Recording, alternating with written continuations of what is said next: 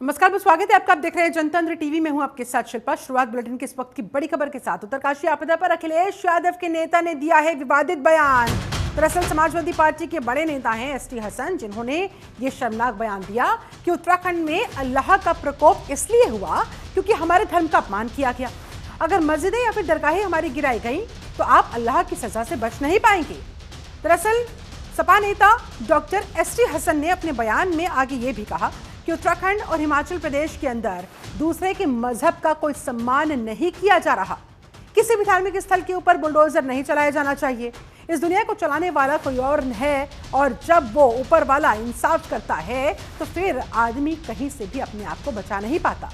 ST Hasan ने आगे कहा कि इस प्राकृतिक आपदा को उत्तराखंड और हिमाचल प्रदेश में धार्मिक स्थलों पर जो कथित बुलडोजर कार्रवाई से जिन्हें तोड़ा गया, इसकी वजह से जो दूसरे धर्मों का असम्मान किया गया, ये कारण बता रहे हैं वो इस प्राकृतिक आपदा के पीछे कि देखिए आप लोग ऐसा कर रहे हैं, दूसरे धर्म का सम्मान नहीं करते, मस्जिदें गिरा रहे हैं, दरगाहें तोड़ी जा रही है, बुलडोजर कार्रवाई वहां पर हो रही है, इसलिए प्राकृतिक आपदा यहां पर आई है। हालांकि अखिलेश यादव की तरफ से अभी इस पर कोई रिएक्शन आया नहीं है, लेकिन कहीं ना कहीं अब सवाल खड़े हो रहे हैं कि इस तरह की प्राकृतिक आपदा को भी राजनीतिक रंग देना, इस तरह से धार्मिक रंग देना क्या सही है? सिर्फ अपनी सियासी रोटियां सेकने के लिए इस तरह से प्राकृतिक आपदा के दौरान जो लोग प्रभावित हुए हैं, जो पीड़ित परिवार है, वहां पर उनका समर्थन, उनका सपोर्ट करने की बजाय, उन तक मदद पहुंचाने की बजाय इस तरह से बयानबाजी करना क्या उचित है? ये सवाल भी खड़ा हो रहा है।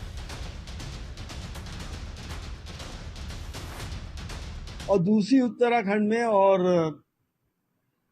हिमाचल प्रदेश में दूसरे के मजहब का कोई सम्मान नहीं हो रहा।